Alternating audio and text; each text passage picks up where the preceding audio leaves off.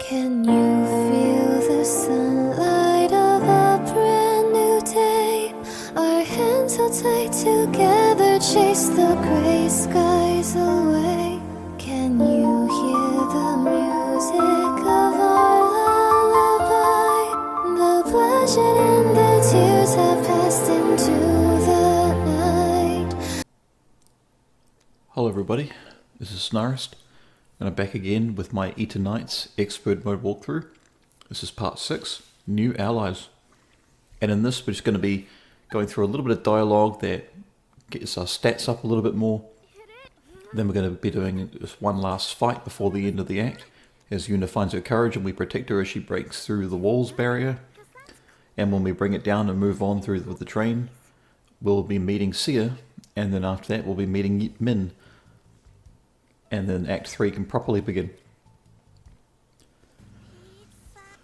So this is going to be more of a ramble video than anything else, as nothing really serious happens apart from a couple of combat encounters and they're not really that tough. But if you're curious about the intro, I kind of threw it all together and I wish I could make it longer, but you know, I don't want to overindulge. Ultimately, it is footage from the game, but the music I used in the background is from the credits. There's actually two different songs that are quite similar. The first one is called Goodbye and the other one is called Credits. And they're both two of probably my favourite instances of music in this entire game. They're both really well put together. I'm quite surprised that a lot of the music, even all the ambience, is really, really good. And you don't really get that impression because the volume on this game has been muted a little bit. But it's true. So to wrap up the last days of Act 2 before we get it over and done with, since Chani's already been taken care of with his event and Yuna's already been taken care of with her event, there's nothing else to do for these next days other than just to spend time with Chani and build up my expression, so that way I can be prepared for talking to Yuna. That way it's a lot easier. If you're going to do this as well, what I would recommend is, instead of leveling everything up as high as it can go to level 4, you have to keep in mind there's going to be other instances where you're going to be talking and you'll get expression. And if you're doing what I'm doing and just picking the top option and just skipping through it without thinking about the dialogue too much, it won't affect anything in the game, don't worry about it.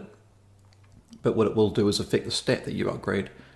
And since we're only at the beginning of the game pretty much, yeah, we're already at expression level 3, and that's the minimum that you need in order to reach the max rank, or at least to be romanceable with the main character.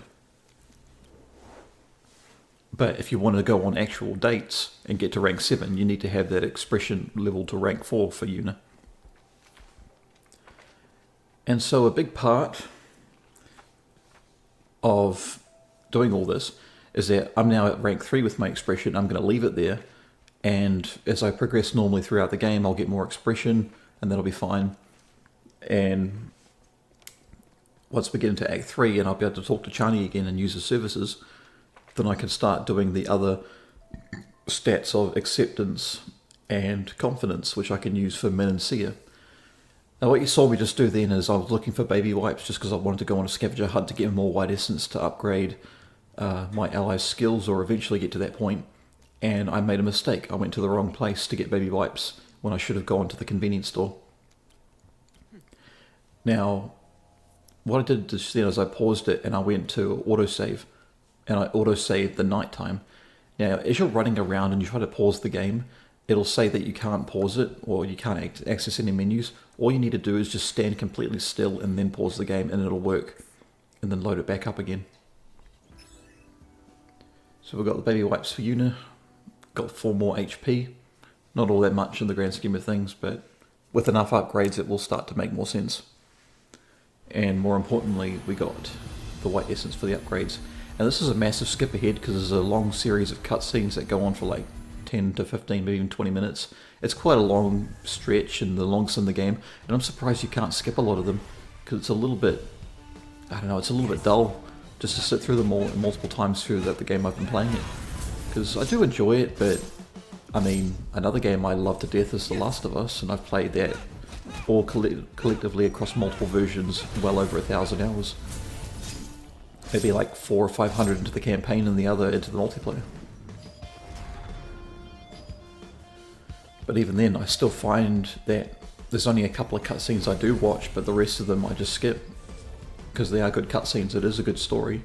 But I'm not there for the story, I'm there to play the game. So yeah, you fought this enemy before in the beginning, when you're in the train station, coming out of the bunker.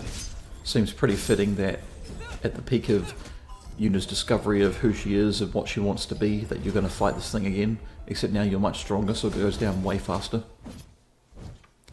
So the cutscene plays, and you're actually running I've skipped over it, but it was a pretty cool cutscene where you're running away, and you come to a bridge that is connected by a couple of buildings, and everything collapses and you fall down. As the wall breaks, you're falling down as well. And you find out that our MC can imagine something and turn his arm into it, and he actually, again, this is another cutscene I skipped, but when you went to go talk to Yuna after she was getting angry at Chani for ratting them out to the infected hacker by mistake, well, you walked in on her changing, and while she took it pretty well, yeah, he actually managed to conjure a giant parachute made out of her bra.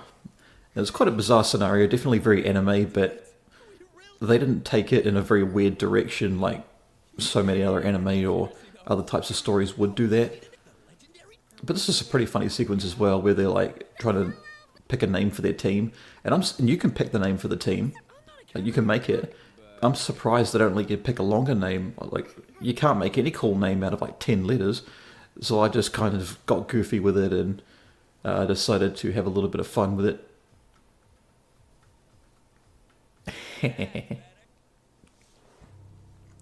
And now we move on to Act 3. But not properly, not really much of an introduction to Act 3, because there's going to be a couple of cutscenes we're going to skip. We get a bit more of an impression of who Sia is. And Sia is going to be our train operator. She's going to do a whole bunch of technology, or she's going to use technology to do a bunch of experiments. She's going to figure out more about how our abilities work, how the train works. And she's going to help us get to the Kafka lab in Act 4. And she has massive ties to a character that was in the Kafka lab, and so her importance in the story is elevated because of that. But I'd say she's more of the tomboy character out of all of them. She's big into her science, big into her experiments. You know, she's basically, there's something about her with the way she poses and the way she talks that almost reminds me a lot of a much more rational Megumin, if you've ever seen Konosuba.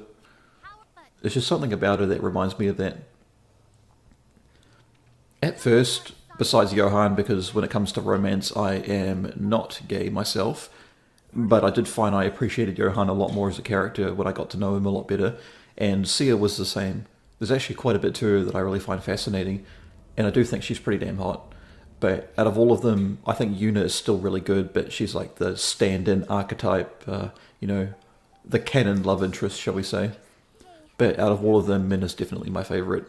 I just find Min really adorable, and you know, it's quite nice how she's always there with us at the beginning, and she's always supportive, and she looks up to us, and you know, it's pretty inspiring as a guy to see a cute girl that looks up to you as someone that she can depend on.